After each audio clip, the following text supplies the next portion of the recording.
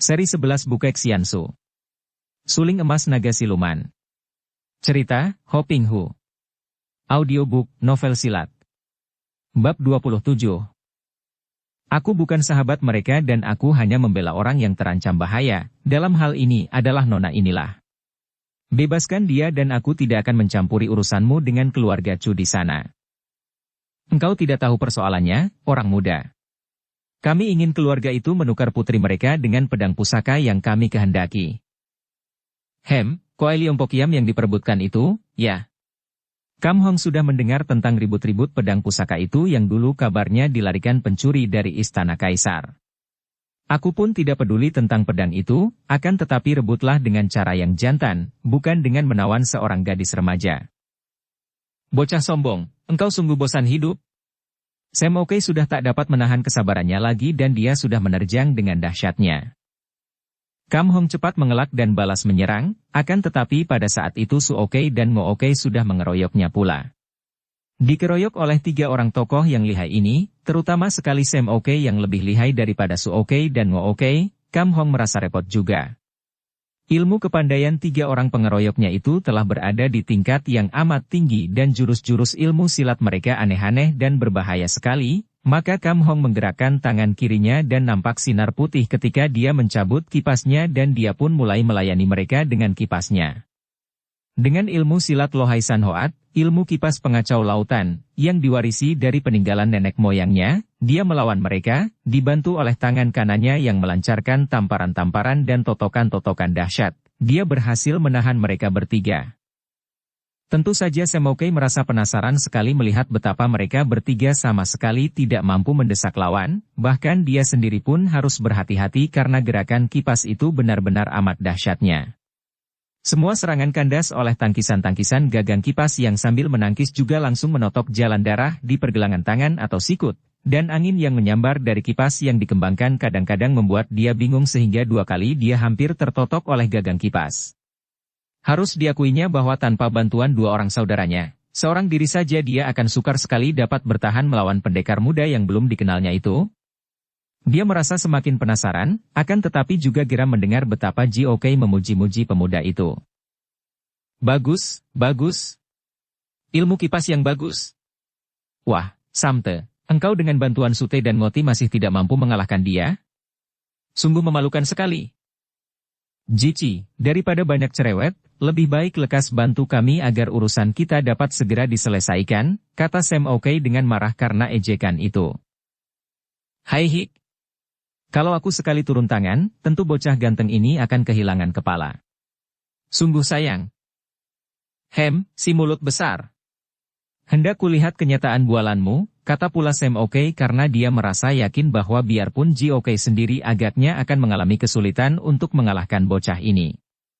Kepandaiannya sendiri tidaklah lebih rendah dibandingkan dengan Ji Okai. Sungguh pun sampai sekarang dia belum mampu menandingi Kiamci, jari pedang, dari nenek itu yang benar-benar luar biasa hebatnya, namun pada umumnya kepandaiannya setingkat dibandingkan dengan Ji Okai. Hai Hik, kau lihat sajalah, kata Ji Okai dan dia pun menerjang ke depan. Singgi. Wood.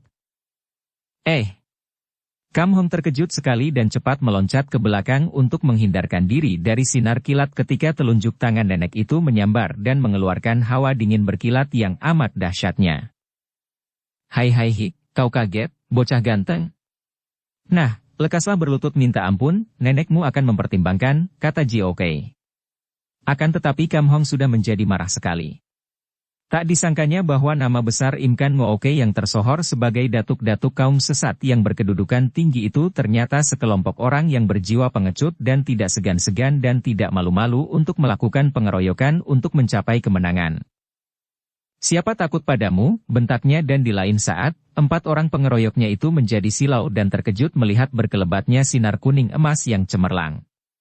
Ketika mereka melihat betapa kini pemuda yang mereka dikeroyok itu memegang sebatang suling emas yang berkilauan, mereka terkejut bukan main. Suling emas. Tiba-tiba Toa Okai berseru keras. Cepat rampas suling pusaka itu.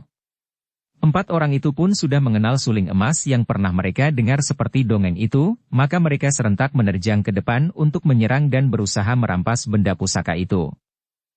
Akan tetapi, Kam Hong sudah mainkan ilmu silat sakti dengan mencoret-coretkan sulingnya di udara, membentuk huruf Tian, langit. 4 kali sulingnya membuat gerakan mencoret ke kanan dari kiri 2 kali untuk menangkis serangan Mo Oke dan Sam Oke, disusul coretan dari atas kanan ke kiri, disusul dari atas ke kanan memanjang dan Ji Oke tertangkis mundur sedangkan Su Oke terjungkal lalu bergulingan.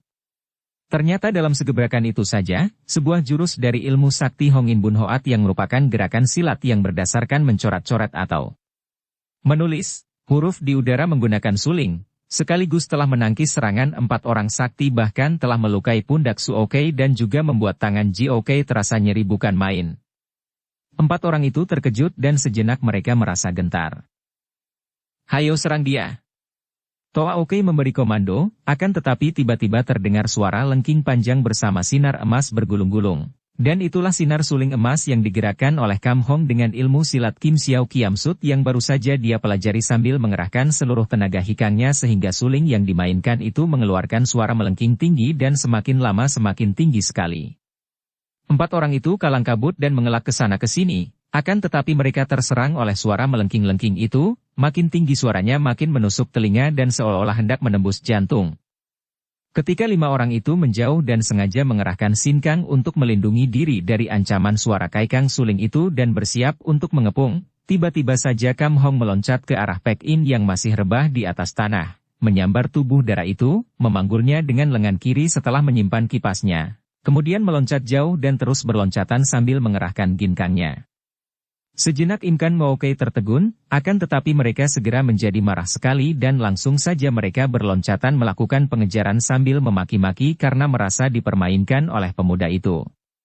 Biarpun pada waktu itu Kam Hong telah memiliki kepandaian ilmu berlari cepat yang hebat berkat tenaga kaikang yang terhimpun di dalam tubuhnya, namun para pengejarnya itu adalah datuk-datuk kaum sesat yang menduduki tingkat 1 dan mereka, terutama sekali Mo Oke, memiliki ginkang yang amat hebat. Apalagi Kam Hong harus memondong tubuh Chu Pek In dan senja mulai tiba, maka setelah berlari cukup lama, tetap saja 5 orang itu masih terus mengejarnya. Kam Hong berpikir bahwa kalau dia tidak lari ke bagian yang ditumbuhi pohon-pohon yang pada itu sebagian besar gundul, sukar baginya untuk membebaskan diri karena di daerah pegunungan salju itu dari jarak yang jauh pun dia masih akan nampak dan dapat terus dikejar. Maka dia pun lalu melarikan diri ke sebuah bukit yang berbatu-batu dan ditumbuhi pohon-pohon. Sementara itu, malam mulai tiba dan keadaan cuaca mulai gelap sehingga hal ini pun menyukarkan Kam Hong untuk dapat berlari cepat karena kegelapan akan memungkinkan dia salah langkah dan tergelincir ke dalam jurang. Maka dengan hati-hati dia memasuki daerah yang tidak gundul itu. Batang-batang pohon dan batu-batu dapat menyembunyikan dirinya dari penglihatan musuh. Akan tetapi betapa kagetnya ketika dia melihat bahwa 5 orang itu masih terus mengejarnya. Dia teringat bahwa biarpun dia tidak kelihatan, akan tetapi 5 orang itu dapat mengikutinya dari jejak kakinya di atas tanah yang tertutup salju. Dan pula darah ini bagi mereka amat penting untuk dijadikan sandera, guna ditukar dengan pedang pusaka, maka tentu 5 orang itu tidak mau mengalah dan akan terus mengejarnya. Karena itu, Kam Hong pun tidak pernah berhenti, mengharapkan bahwa setelah cuaca gelap benar, 5 orang itu akan kehilangan jejak kakinya. Harapannya itu memang tidak sia-sia. Setelah cuaca menjadi gelap benar, Imkan Mo Oke terpaksa menghentikan pengejaran mereka. Akan tetapi mereka sama sekali bukan berarti mundur dan menghentikan usaha mereka, karena Toa Oke berkata, "Kita berhenti di sini. Besok pagi kita lanjutkan mengikuti jejak kakinya." Dan Kam Hong pun terpaksa menghentikan langkahnya karena cuaca amat gelapnya dan amat berbahaya untuk melanjutkan perjalanan. Dia menurunkan Pek In dan setelah meraba tengkuk, kedua pundak dan punggung darah itu, dia menotoknya dan membebaskannya dari totokan. Darah itu mengeluh lirih, memijit-mijit kaki tangannya yang terasa lemas. "Kiranya engkau malah yang telah menolongku," katanya lirih. Hanya kebetulan saja. Aku harus membebaskanmu dari mereka yang jahat." Imkan Mo Oke sungguh manusia-manusia busuk tak tahu malu. Mereka pernah berkunjung ke lembah sebagai tamu, dan sekarang malah hendak menawanku sebagai sandera. Kalau ayah tahu, mereka pasti takkan diberi ampun. Di mana dia? Siapa? Anak perempuan itu, Cisian. Kutinggalkan dia di puncak sebuah bukit. Tak kusangka bahwa aku akan berhadapan dengan Im Kan Ngookei dan memakan waktu lama untuk membebaskanmu, bahkan sekarang pun mereka tak jauh dari sini.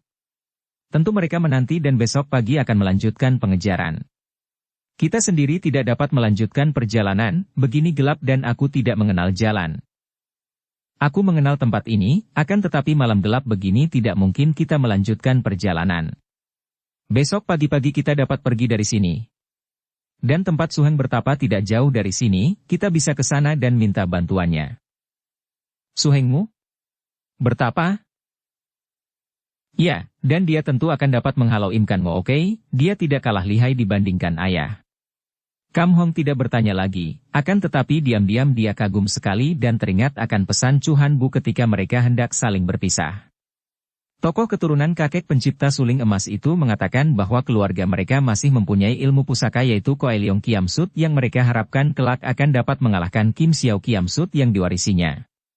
Keluarga itu memang hebat, maka tidaklah aneh andai kata benar ucapan Pek In bahwa darah ini masih memiliki seorang Su Heng yang sedang bertapa dan bahwa Su Heng ini memiliki kepandaian tidak kalah lihai dibandingkan dengan kepandaian ayahnya.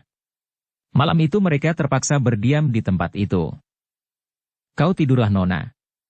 Biar aku menjagamu di sini. Sayang bahwa kita tidak dapat menyalakan api unggun untuk membantu menghangatkan tubuh karena kalau kita lakukan itu tentu mereka akan melihat dan akan datang. Pek In merasa lelah dan baru saja mengalami ketegangan dan kini merasa lega. Segera merebahkan diri miring dah tak lama kemudian dia tidur pulas dengan tubuh meringkuk kedinginan. Melihat ini, hanya melihat dengan remang-remang saja karena yang membantu pandangan mata hanya sedikit sinar bintang di langit, Kam Hong lalu melepaskan jubahnya yang lebar dan menyelimutkan jubahnya pada tubuh darah itu.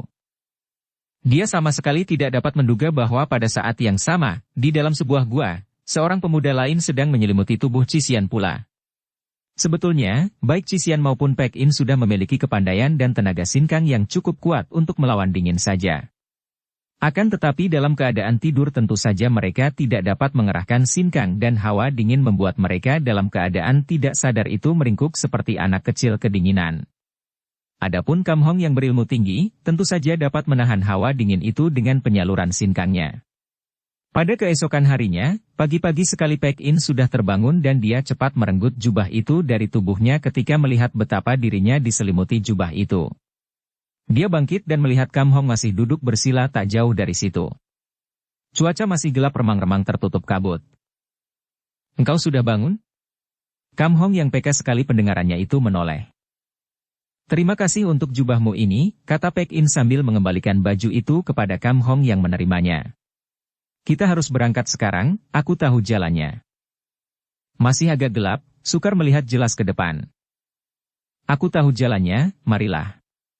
Keduanya lalu bangkit dan berjalan perlahan-lahan meninggalkan tempat itu. Biarpun Pek In sebagai penunjuk jalan berjalan di depan, akan tetapi Kam Hong tak pernah mengurangi kewaspadaan, diam-diam menjaga kalau-kalau Pek In terperosok ke dalam jurang atau mengalami halangan lain. Matahari pagi telah mengusir kabut gelap ketika mereka keluar dari daerah berbatu itu dan tiba di kaki sebuah bukit. Tak jauh lagi dari sini, di lereng bukit itu tempat Su Heng bertapa, kata Pek In dengan nada suara girang. Lihat, mereka sudah mengejar. Tiba-tiba Kam Hong berkata. Mari kita cepat lari.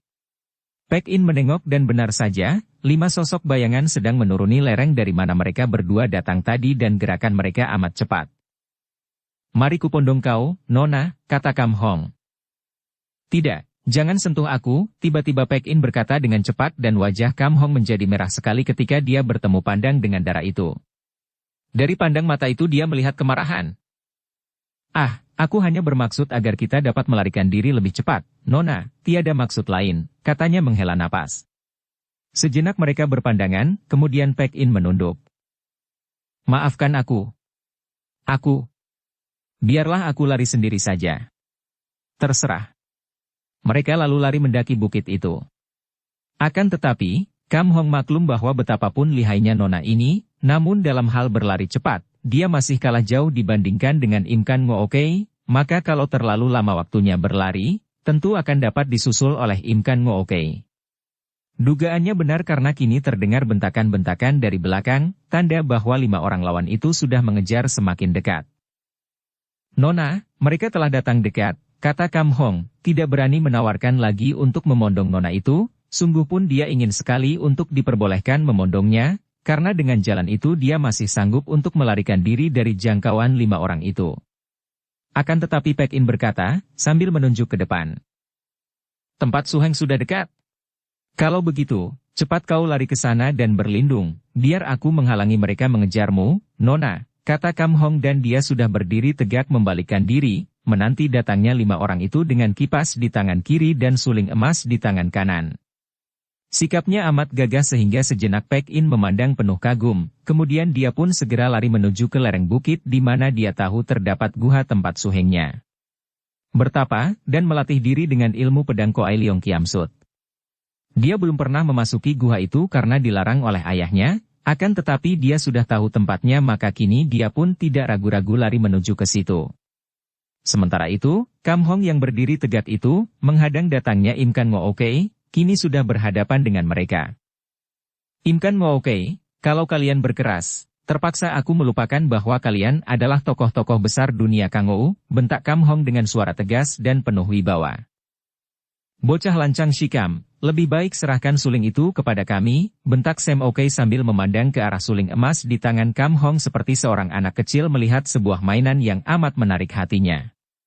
Tentu saja Im Kan Ngo Oke sudah pernah mendengar tentang keluarga suling emas yang meninggalkan pusaka suling emas dan ilmu-ilmu mujizat dan kini melihat pemuda ini, perhatian mereka bercabang. Sebagian masing menginginkan Koai Leong Pokiam akan tetapi sebagian lagi menginginkan suling emas pusaka itu.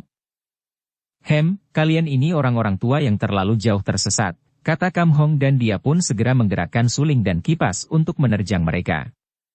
Kini dia menerjang lebih dulu karena dia sedang berusaha untuk mencegah mereka mengejar Pek In yang sudah melanjutkan larinya.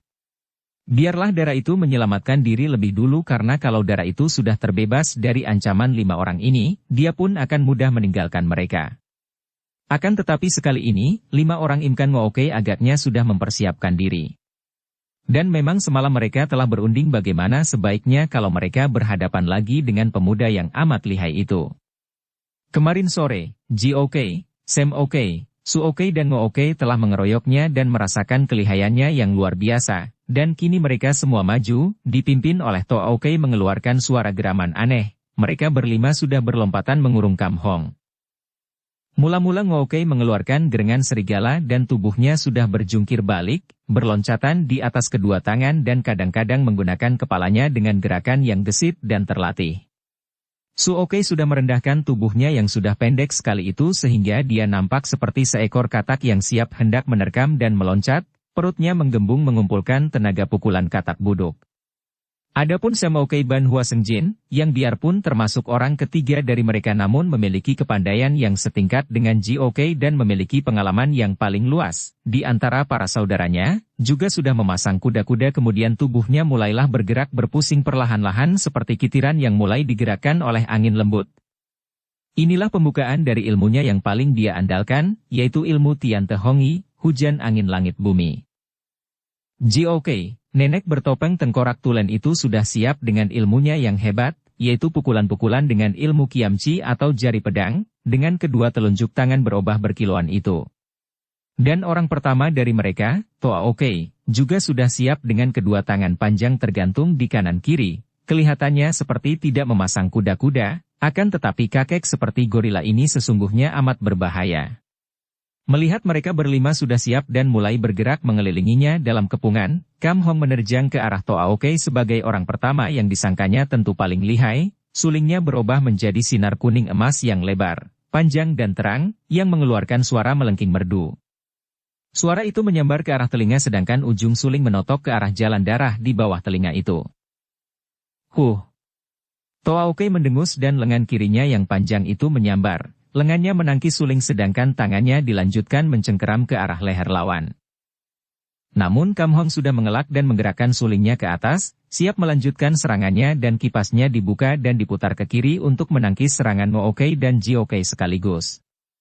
Kemudian, dengan mengeluarkan suara berdengung aneh, sulingnya membuat coret-coretan di udara secara aneh karena tubuhnya juga terbawa oleh gerakan suling dan ternyata dia menulis di udara, Mencoret-coretkan huruf Tiong yang membuat sulingnya bergerak melingkar membentuk segi 4 dan sekaligus setiap gerakan menyerang seorang lawan sehingga 4 orang lawan di sekeliling itu disambar sinar suling semua, kecuali Toa Oke yang menerima serangan langsung sebagai penutup huruf Tiong itu, serangan.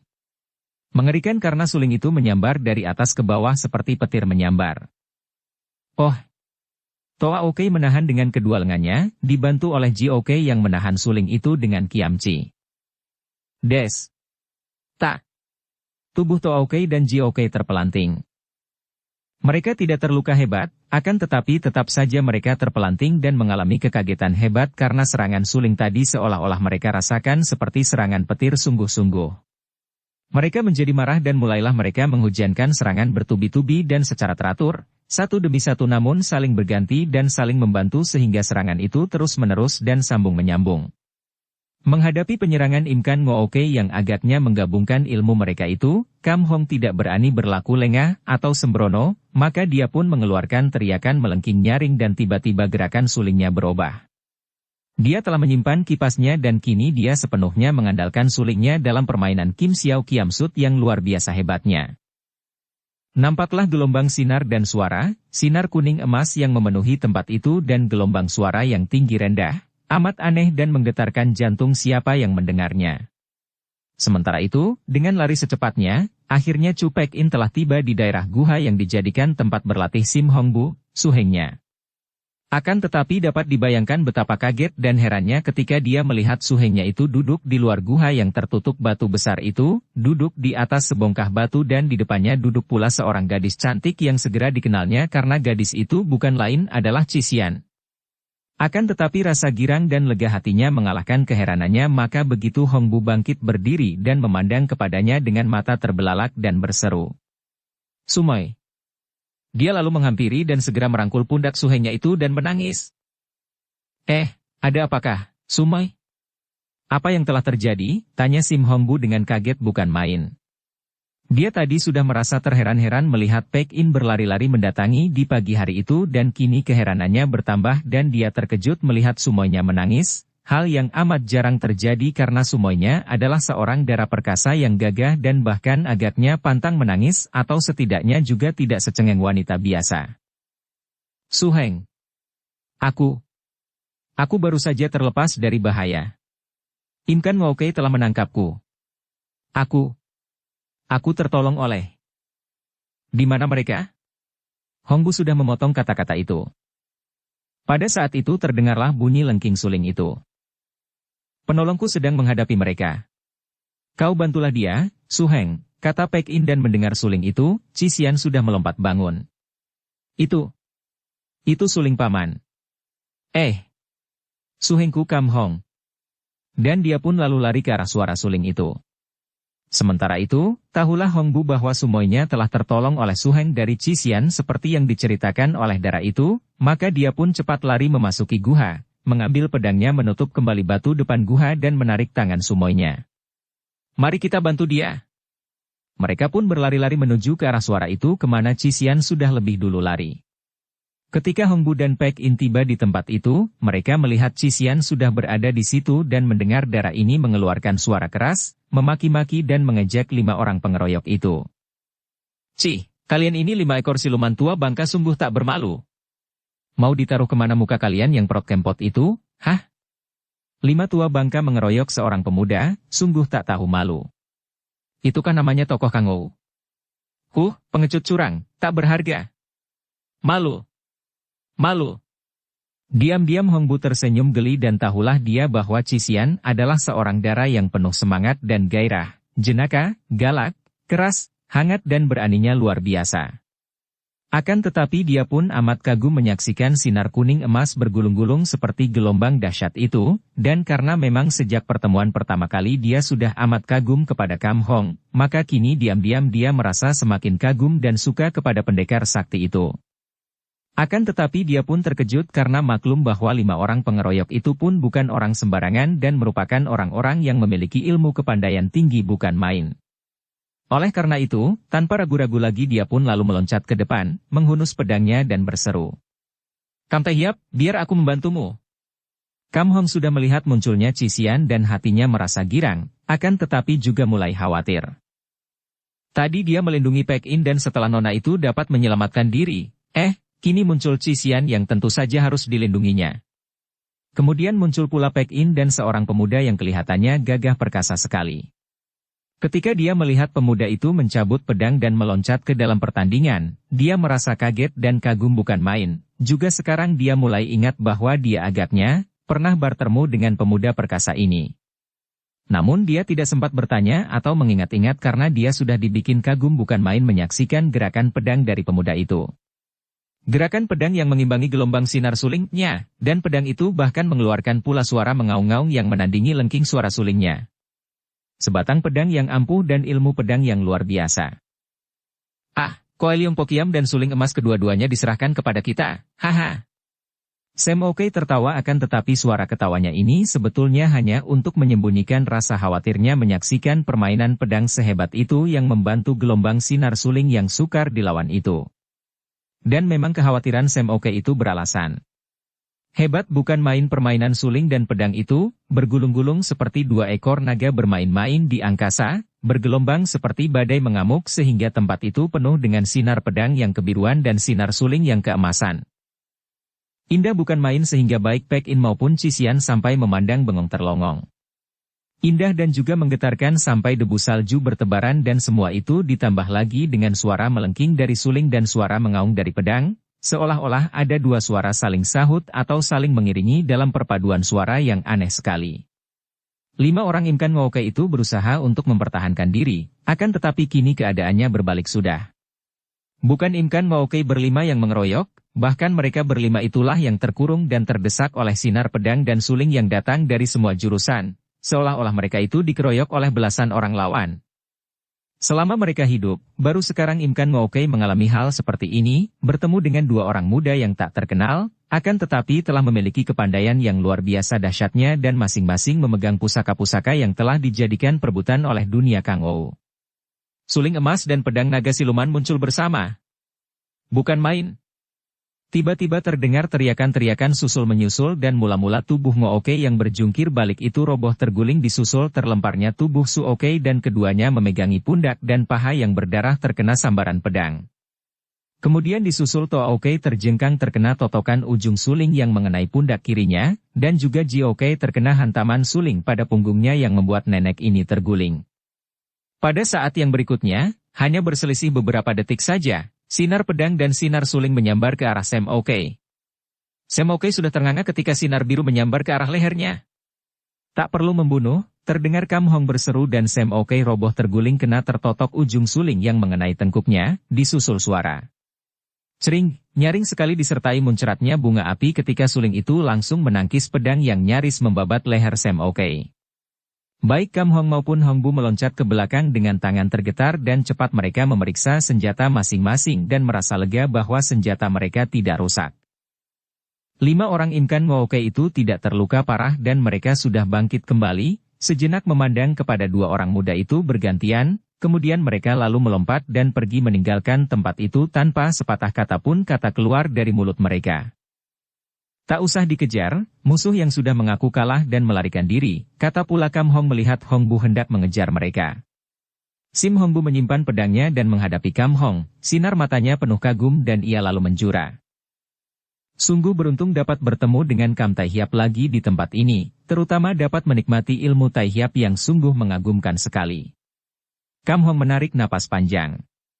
Dia kini dapat mengerti bahwa pemuda inilah yang menjadi suheng dari Paek In dan kalau pemuda ini dengan pedang yang diandalkan oleh keluarga Chu, maka mereka itu bukanlah omong kosong belaka. Engkau pun memiliki kepandaian yang amat mengagumkan hatiku, orang muda. Tai Hiap, namaku adalah Sim Hong Bu, kita pernah saling bertemu beberapa tahun yang lalu. Hong Bu pernah menolongku ketika Subimoli muncul dahulu, Paman. Suheng, kata Cisian dan mendengar sebutan yang ragu-ragu ini, Kam Hong tersenyum. Dia maklum akan isi hati darah ini, yang tentu telah bercerita kepada Hong Bu bahwa dia adalah suhengnya, maka kini menyebutnya suheng. Dan memang sesungguhnya lah, bukankah Cisian itu sumoynya, mengingat bahwa mereka berdualah yang berhak menjadi murid kakek kuno yang mewariskan ilmu-ilmu itu. Mereka berdua sajalah yang berhak menyebut diri sebagai pewaris-pewaris ilmu itu dan menjadi murid jenazah kuno yang bernama Chu Keng Ong itu. Dan karena itu, maka sudah sepatutnya lah kalau mereka berdua saling menyebut Su Heng dan Su Moi. Untuk menghilangkan keraguan Cisian dan juga untuk memberi muka kepada darah itu, dia pun lalu menjawab. Ya, aku teringat akan hal itu, Su Moi. Memang Sim Hongbu ini seorang yang gagah, dahulu menolongmu dan sekarang pun menolongku pula. Ah, Kam Tai Hiap harap jangan merendahkan diri, sesungguhnya bukan aku yang menolong Tai Hiap, melainkan Tai Hiaplah yang menolong Su Moiku. Hongbu, setelah kita saling mengenal seperti ini, perlu lagikah engkau menyebut-nyebut Tai Hiap kepada Su Heng? Rasanya tidak enak benar. Cisian mencela. Kam Hong tertawa. Benar apa yang dikatakan Su Moi. Hongbu, mulai sekarang, jangan menyebut Tai Hiap, sebut saja Toako, cukuplah. Su Heng, mari kita pergi dari sini. Ayah tentu akan merasa gelisah sekali karena sejak kemarin aku belum pulang. Kau antarlah aku pulang agar ayah dan para paman percaya apa yang telah terjadi, kata Pek In dan dia pun lalu memegang tangan Hongbu dan menarik pemuda itu untuk pergi. Su Moi, engkau telah diselamatkan oleh Kam Tai. Kam Tuako, sepatutnya kita mengaturkan terima kasih. Aku. Pek In memandang bingung dan membuang muka. Kam Hong maklum akan apa yang dirasakan oleh darah itu, maka dia pun tertawa. Sudahlah, di antara kita, perlukah bersikap sungkan dan pakai segala macam terima kasih segala? Su Heng, marilah. Pek In kembali menarik tangan Hongbu. Pemuda ini memandang kepada Cisian dengan pandang mata penuh kasih sayang dan kemesraan, juga penuh dengan perasaan kecewa dan duka karena mereka harus berpisah itu. Cisian. Kapankah kita dapat saling bertemu kembali? Suara pemuda remaja itu terdengar gemetar penuh perasaan, penuh harapan. Sinar matanya dan suaranya ini tidak terlepas dari perhatian Kam Hong yang berpandangan tajam dan tahulah dia bahwa pemuda perkasa itu agaknya jatuh hati kepada Cisian. Juga Pek In adalah seorang wanita dan biasanya, seorang wanita amat peka terhadap sikap pria dan seorang wanita akan mudah sekali mengetahui apabila melihat pria yang jatuh cinta, maka Pek In juga dapat melihat sinar mata penuh kasih dan suara yang menggetar mesra penuh harapan itu. Pada saat yang sama itu, timbullah rasa cemburu yang amat menyakitkan hati di dalam diri Chu Pek In dan Kam Hong. Pendekar ini terkejut sendiri dan cepat dia memejamkan mata dan menarik napas panjang untuk mengusir pikiran yang dianggapnya tidak benar itu. Mengapa dia merasa cemburu kalau ada seorang pemuda jatuh cinta kepada Cisian, hal yang sudah sewajarnya itu? Sementara itu, Cisian sendiri hanya merasa suka terhadap Hongbu, pemuda yang selain amat baik, gagah perkasa, ternyata juga memiliki ilmu kepandaian yang hebat itu. Dalam keadaan biasa, tentu dia pun akan bersikap biasa dan ramah saja terhadap pemuda itu. Akan tetapi melihat betapa sikap Pek In amat mesra dan manja, melihat betapa darah itu kelihatan tidak senang ketika Hongbu bicara dengannya, timbul perasaan panas di hati darah ini. Maka dia pun tersenyum manis sekali kepada Hongbu dan berkata, Hongbu, kalau ada jodoh tentu kita kelak akan dapat saling bertemu kembali. Selamat berpisah Hongbu. Ucapan ini sebetulnya biasa, akan tetapi karena sikap Cisian sengaja dibuat menjadi amat mesra, maka tentu saja kata-kata itu bisa diartikan lain, yaitu memang darah ini mengharapkan dengan sangat akan pertemuan kembali antara mereka, bahkan memakai kata jodoh, segala. Pek In menjadi semakin cemberut, menarik tangan Su Hengnya dan berkata, marilah Su Heng, karena ditarik tangannya, terpaksa Hongbu pergi juga, akan tetapi sampai 3 kali dia menoleh ke arah Cisian yang berdiri sambil memandang dengan tersenyum manis. Dia memang seorang pemuda yang hebat. Mendengar ucapan Kam Hong ini, Cisian terkejut. Dia tadi masih memandang ke arah lenyapnya bayangan 2 orang itu, dan kini dia terkejut mendengar kata-kata Kam Hong, bukan terkejut karena isi kalimatnya, melainkan karena suaranya. Suaranya amat berbeda, dan ketika dia menoleh dan memandang, dia merasa lebih berat lagi karena pada wajah yang tampan itu tampak bayangan kemarahan. Paman. Su Heng. Bolehkan aku mulai sekarang menyebutmu Su Heng saja? Bukankah engkau telah menganggapku sebagai Su Moi karena kita sama-sama menjadi murid jenazah kuno? Siapa namanya, Chu Keng Ong itu?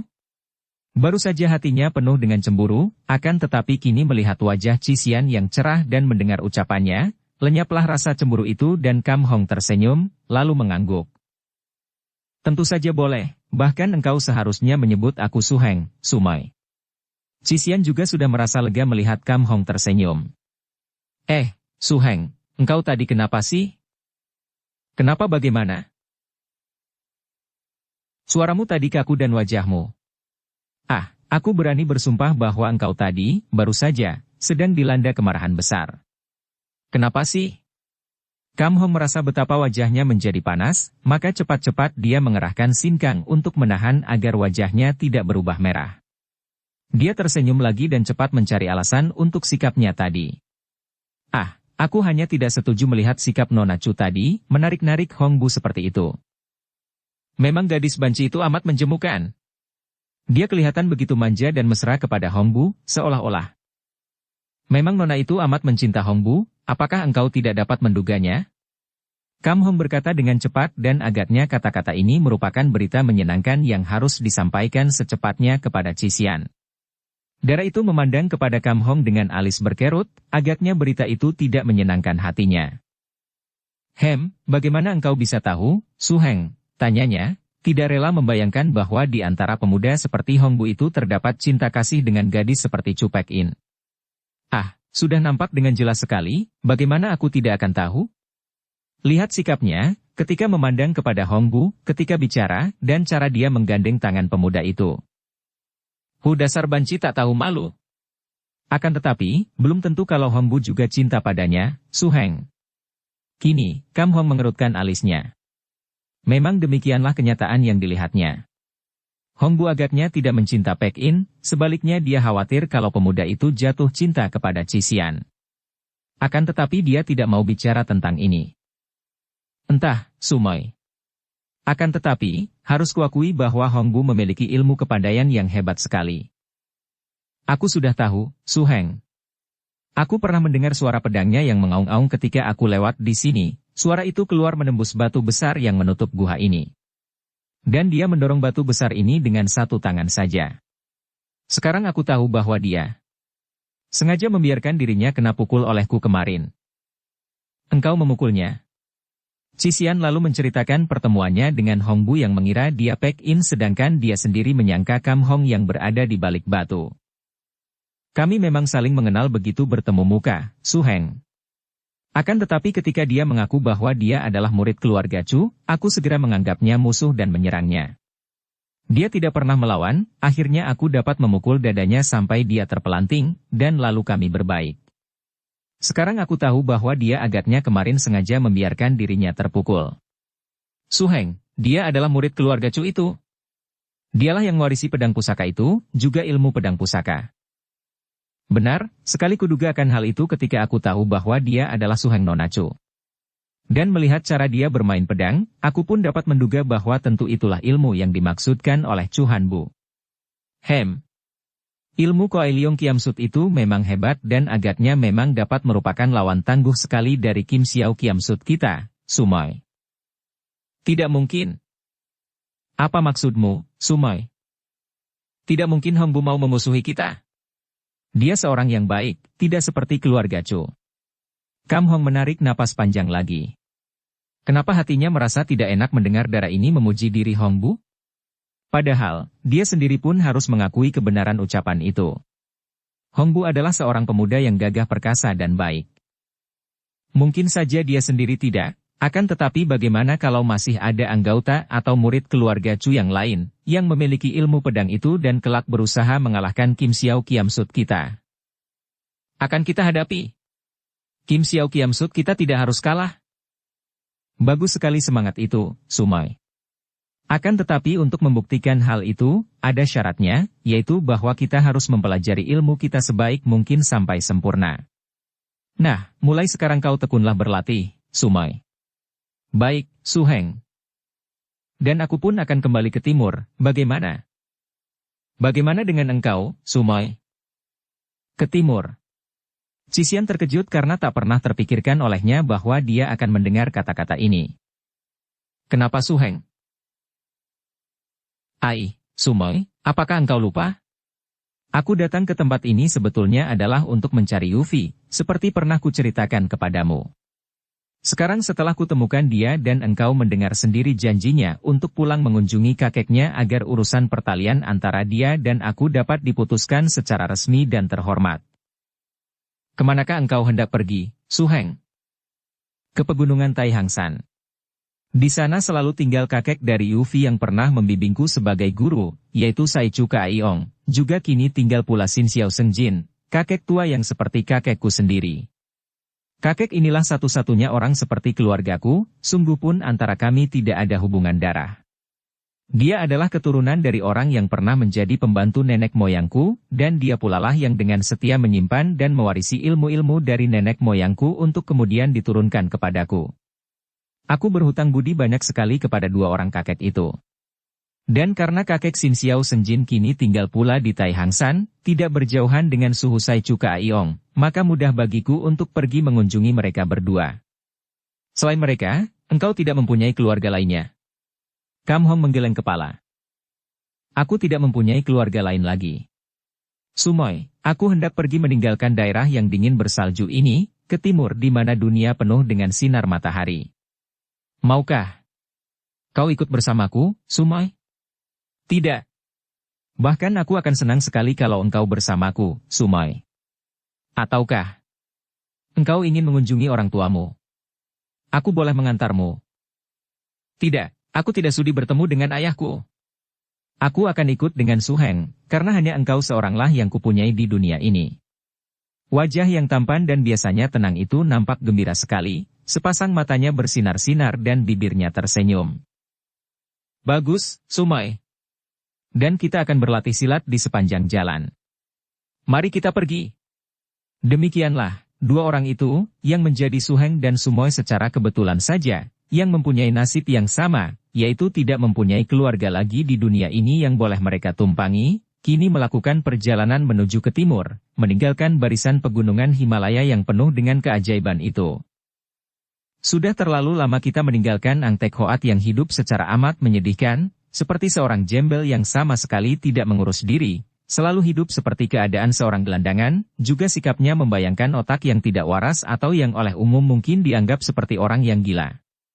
Kehidupan manusia memang kadang-kadang nampak menyedihkan sekali karena perubahan-perubahan yang terjadi menimpa diri seorang manusia seolah-olah membuat manusia yang tadinya berada di puncak tertinggi kini berada di tempat yang paling rendah. Si jari maut Angtek Hoat ini pernah menjadi calon mantu Raja Bhutan, di samping kedudukan Panglima Muda yang dipegangnya, menjadi calon suami seorang putri cantik jelita seperti Shanti Dewi yang dicintanya. Betapa tinggi kedudukannya ketika itu, betapa penuh bahagia hidupnya.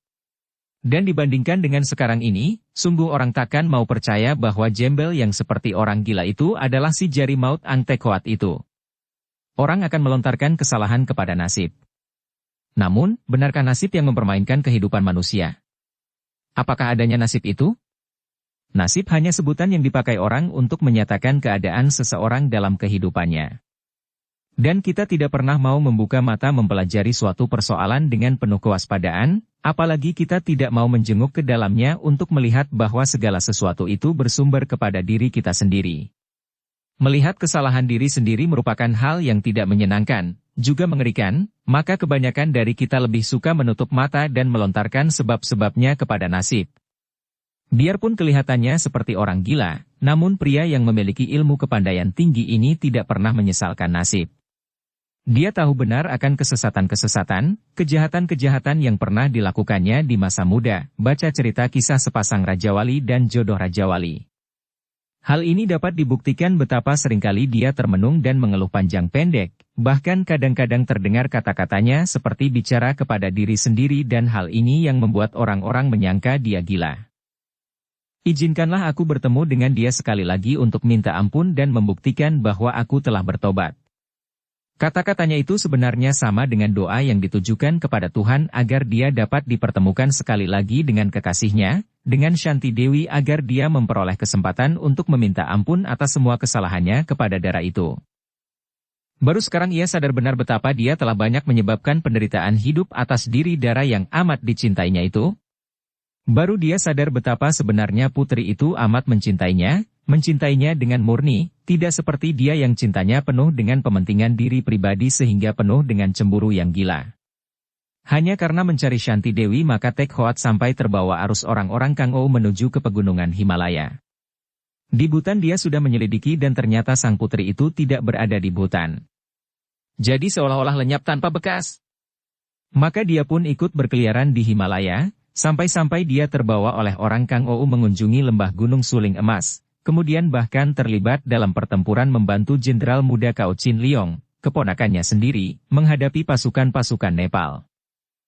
Tentu saja dia tidak mau menerima penawaran jenderal muda yang masih keponakannya sendiri itu untuk membantu terus, dan dia pun langsung meninggalkan Lagat dan karena merasa yakin bahwa dia tidak akan dapat menemukan Shanti Dewi di pegunungan Himalaya maka dia melakukan perjalanan kembali ke timur. Biarpun dia sudah menjadi seorang yang berpakaian jembel dan hidupnya merana, tidak teratur. Namun Tek Hoat sekarang jauh lebih mendekati kehidupan seorang manusia utama dibandingkan dahulu ketika dia masih menjadi hamba nafsu-nafsunya. Kini dia merupakan orang yang sudah bertobat benar-benar, tidak pernah mau melakukan hal-hal yang buruk, bahkan menghadapi siapapun juga, dia tidak mempunyai sedikit pun perasaan benci atau ingin mengganggu. Namun, hal ini bukan berarti bahwa dia bersikap masa bodoh dan tidak peduli, karena setiap menghadapi hal-hal yang tidak patut, melihat kejahatan berlangsung di depan mata, sudah pasti dia turun tangan membela atau melindungi pihak lemah dan menentang mereka yang bertindak sewenang-wenang. Akan tetapi lenyaplah sudah si jari maut yang dulu mudah membunuh orang, karena kini dia cukup menggunakan kepandaiannya mengalahkan orang dan membuat orang itu takut untuk melanjutkan kejahatannya saja. Paling hebat dia hanya merobohkan lawan dan melukainya, luka yang tidak berbahaya bagi keselamatan nyawa lawan itu.